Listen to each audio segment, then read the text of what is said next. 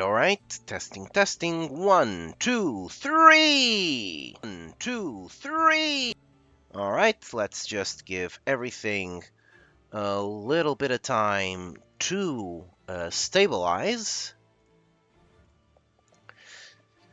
It all seems to be working properly because I am using the stream here in order to record these little tutorials. Okay, so hi, I am process.bat here on Twitch or andonprocess.bat on YouTube, and I am the lead playtester for Manacaster, which is a little card game that endeavors to bring back the feeling of swinging your monsters at your friends and seeing who can grab the biggest pool noodle to hit the other upside the head with. But, of course, taking into consideration the, oh gosh, 30 at least years of game design experience that has come since the granddaddy of card games has plopped onto the scene. So, I'm here to give you a little tutorial. Well, little. We'll see how long this goes, but I'll try to keep it basic and not overwhelm you with word salad. As to what might be your first experience with Manacaster. If you're someone that's literally just grabbing the demo, giving it a try, and seeing what all the fuss is about, without having anyone from the community grandfathering you in and giving you a personalized first game experience to start. So, in order to get a game going, you will need a deck. I won't get too much into detail on it just yet, but you still need to get one. You can then go into the deck builder, and I'll go into detail on the deck builder, and I will build the deck with you on a future video. But right now, what matters to us is, because over here, if you're a new player, this, depending on the exact build, will either be empty or have some placeholder deck here that'll probably be empty. And you can't play with an empty deck. So just to get you started as quickly as possible, you get into the deck builder. We'll plumb its depths later. We'll go into public decks, and to ensure that you have something that's functional, let's write starter in the search bar and press enter, and now you will get a few decks that have a starter either in their name or as part of their description. I will then ask you to peruse whatever you find, see if there's anything that you feel is going to be the most fun for you, and then and make sure to hide incomplete, just so that you don't get incomplete decks. And then you press add deck, then close this little window here, and then click on play now, and the new deck that you just added should be in this little drop down. For the purposes of this demonstration, I'm going to be using a starter deck that I created. called Oops All Solar, which grabs only one of the 6 elements of Manacaster and just makes a functional deck that can be played using just one element. Sorry. I almost slipped into a term for another card game. Just well, one I've been playing since a child. This one has been more recent, as you may imagine. Even if I'm enjoying this one quite a lot more. Anyways, we'll select the deck we want. Make sure that we are on 1 game. You could go into a 3 game. That would just change the amount of games that you would be doing. It would be a best of 3, okay. Keep it simple, and to keep you cycling games as fast as possible, trying out new things as fast as possible. Let's go on 1 game and then practice against AI, because in our hypothetical, while you do have friends, they're not playing Manacaster yet. So let's press practice against AI. Normally, this little check mark would be checked, but for this demonstration, I'm going to uncheck it and select my decks, and then grab Oops All Solar, make it a mirror match, make it simple, and practice. Since we're against AI, the queue is immediate and we will accept the match we just found. Amazing! Now, you will be noticing a big difference between what you're seeing right now and pretty much any other card game you might have played until now. Is that... I don't have a starting hand here. What's happening? Well, my friend, I'll tell you what's happening.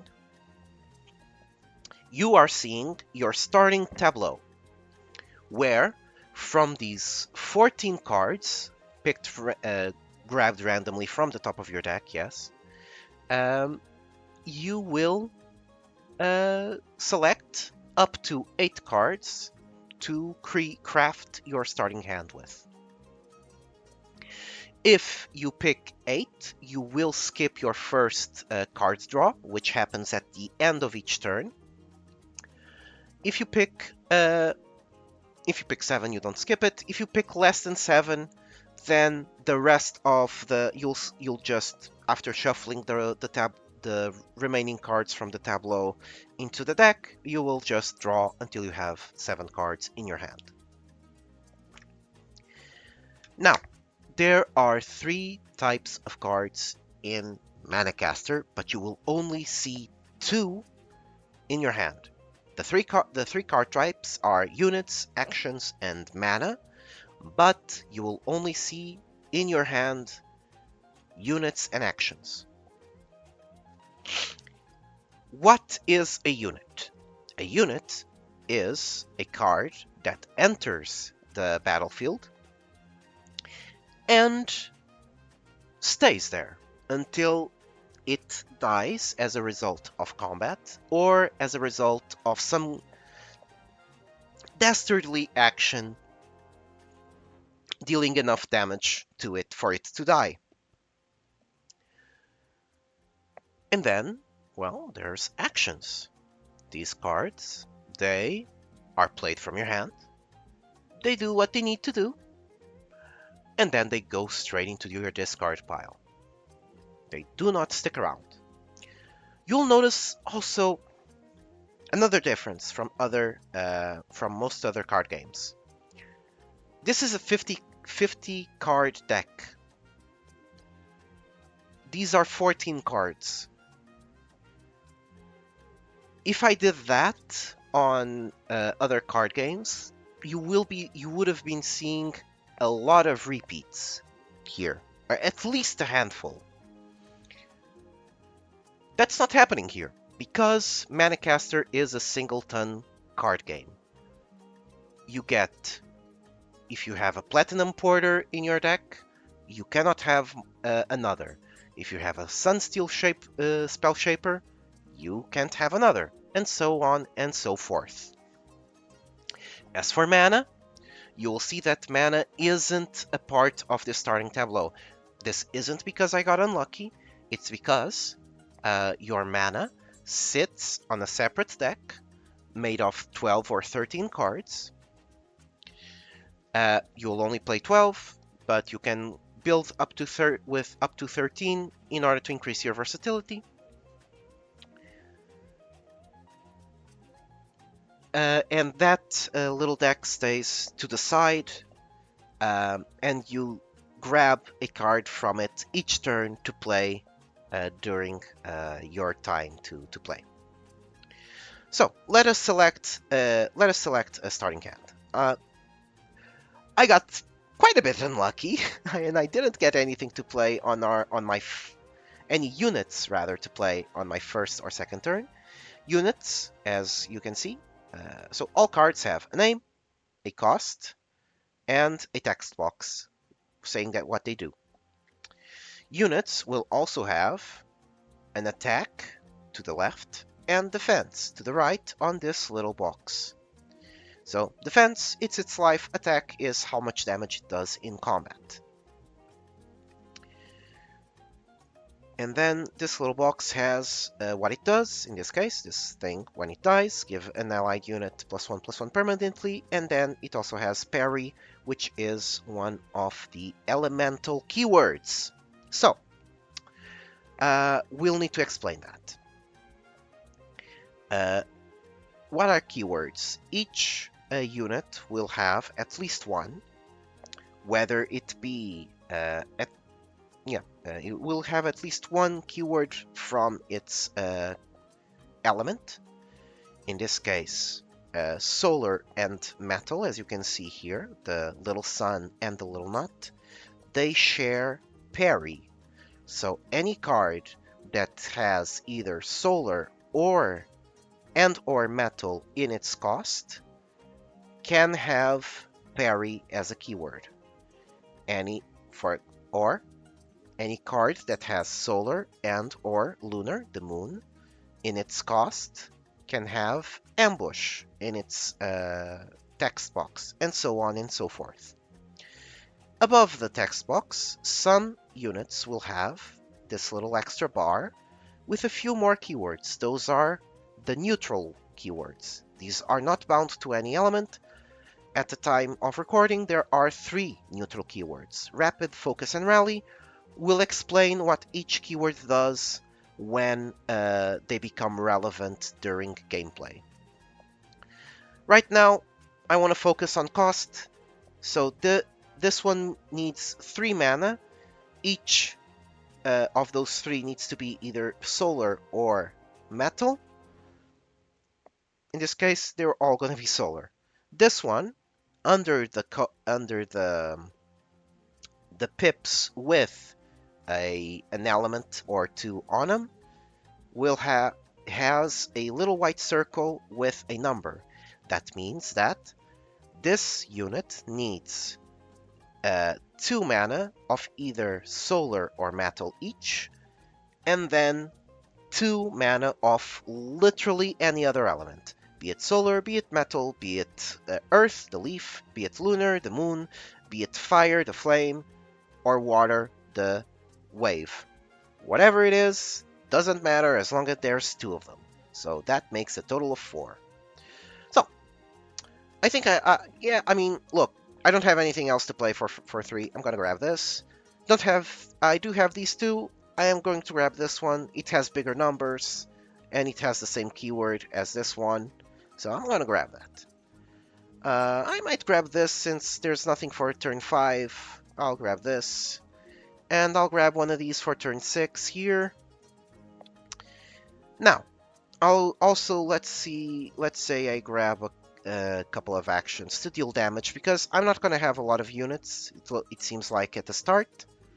I'm going to grab one. Maybe, I don't know, maybe I'll grab a second. By happenstance, all of these actions that I got in my starting tableau are damage-dealing ones. I'm just gonna grab those. Ah, important. The only way to deal damage to a player is through units. Actions that deal damage will only deal damage to units, never to a player, as you can see in their text. We'll get to that in a little bit. In this case, I like what I got here, but I need to draw something, man. I don't mind. I'll probably eventually draw one of these, so I don't mind going for 6. Confirm. Yeah, it gives me the the little confirmation box. Yeah, I do want to proceed. And I'm gonna grab, okay, this is another 4 cost. I'm going to take a little bit to start, but I'm gonna get there. And I'm not gonna skip my first draw, which might help. So now, right off the bat, you're gonna see a few things. Your profile picture and your opponent's profile picture. Your name, your opponent's name, your amount of life, the opponent's amount of life. These little pips are just to mark your victories when you are doing a best of 3 match. And then, right here, discarded, discarded. This is the discard pile for both players. For each player, rather.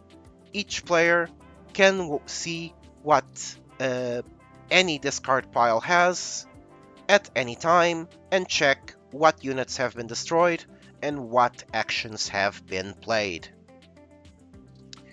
Then, in the middle, you'll see that I am considered the attacking player, meaning that if I had any untapped units that I could attack with, it would be my time to attack once we got to the combat step. And the enemy is the defending player. That really just means that they are not the attacking player. We've got this little reminder saying that it's our turn to move, to do a thing. A little chess clock. I'm running the clock, but I'm explaining the game, so I don't care if I run out. The turn counter and the phase indicator. Pre-combat, to play a mana card and 1 or more cards from the hand. Combat, to bash our units against each other or against the opponent. Post-combat, to play again a mana if you haven't played the 1 mana already, and cards from your hand if you still have the untapped mana for it. Lots of friendly reminders telling us that we need to play our mana card. We'll drop that in. The opponent doesn't have any units, I don't have any units, doesn't make sense for me to play this. I'm just gonna check, meaning I'm passing the deployment to my opponent. And yeah, look, you are seeing right now that the turn counter hasn't moved. Why is that? Because,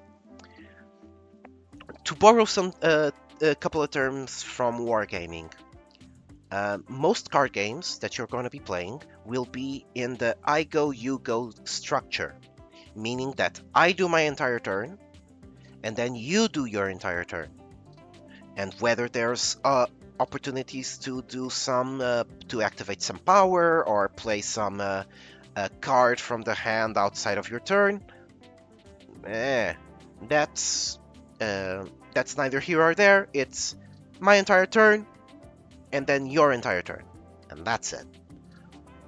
Manacaster uses alternated activation, meaning that I do a thing, then you do a thing, then I do a thing, then you do a thing, then I do a thing, then you do a thing. And with that, and only once we are both out of things to do,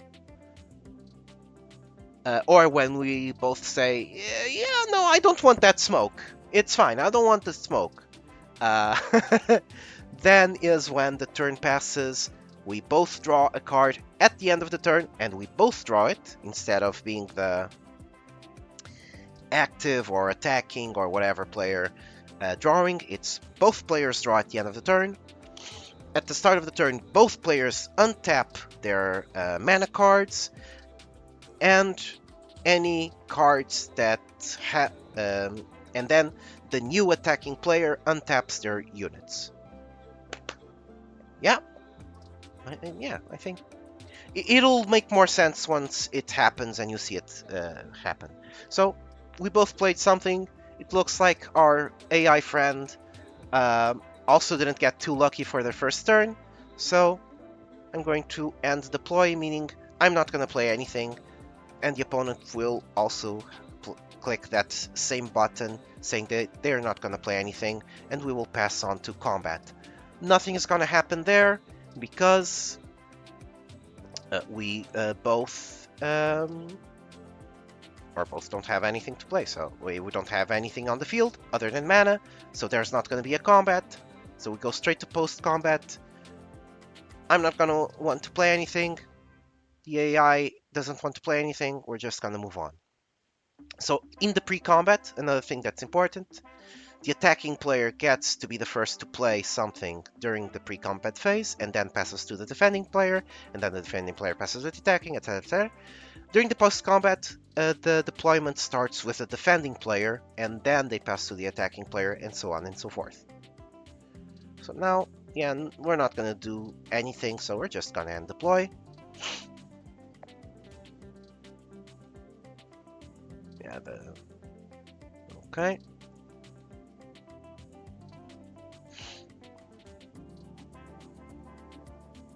Oof, okay, I'm getting a little unlucky here. I'm gonna have one hell of a late game if I get to the late game. Oh, brother. So I'm gonna play this, and I don't have any units to play for 2. I'm just gonna check.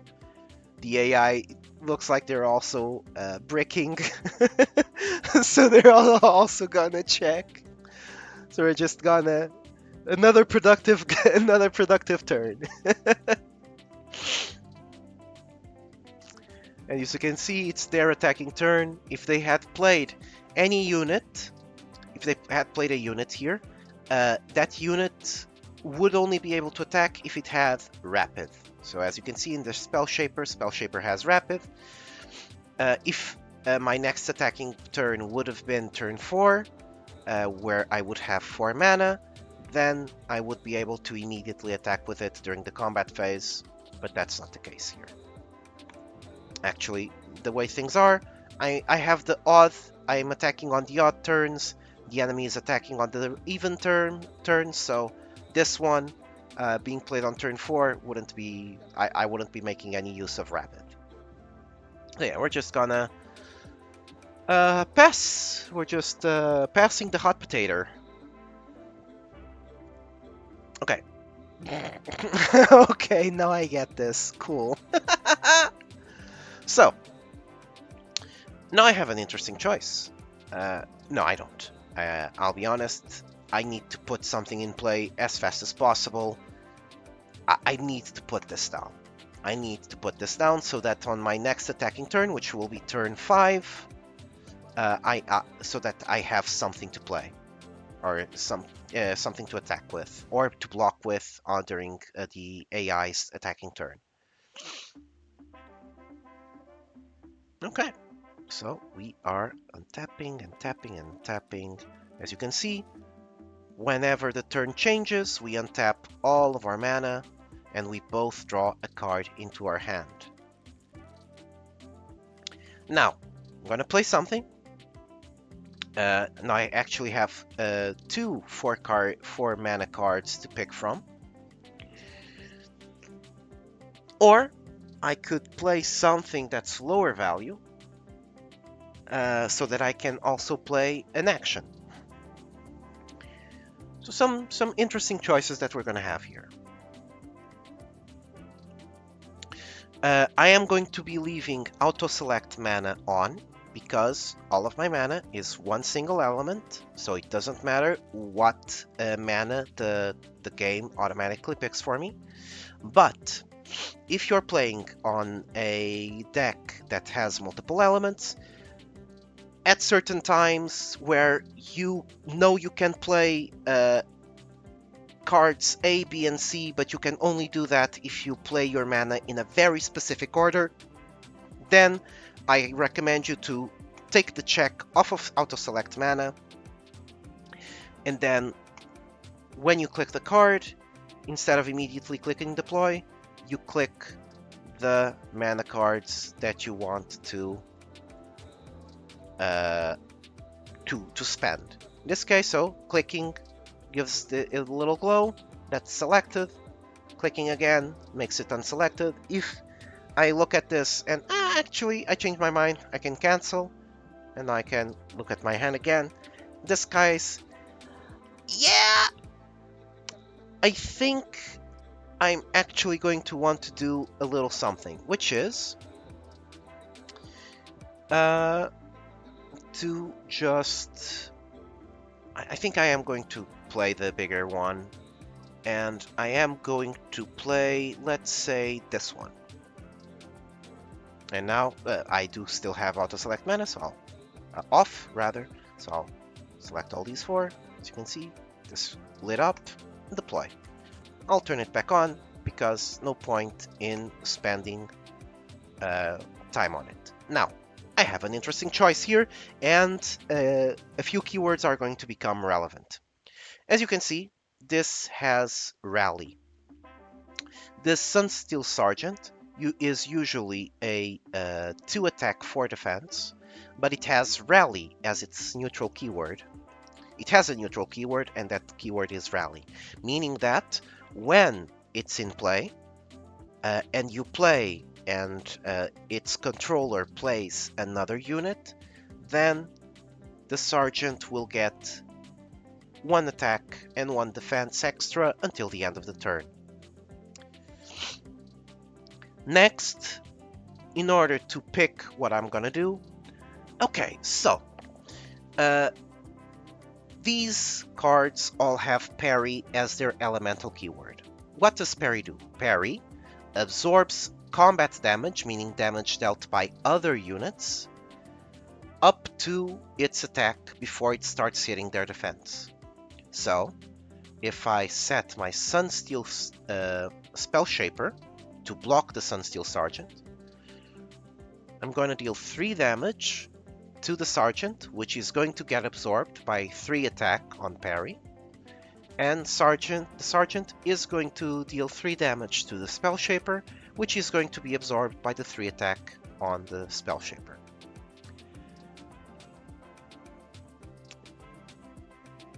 And that's it. This card is going to stay tapped, this card is going to stay untapped, and nothing's going to happen here. Confirm.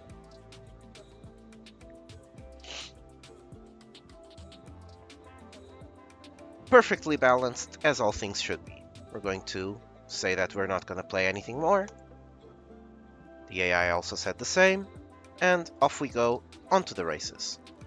Well, it's not my attacking turn. I'm going to grab one of these. Now, I have a few choices. I've got 5 mana.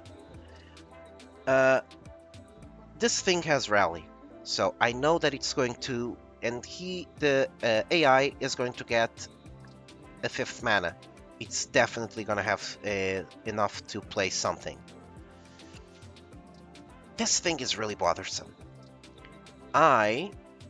It's going to get buffed out of the range of this 3 damage action, so I'm just going to play it and select the Bannerman to die. Yeah, it's going to debuff one of my units, but that's fine.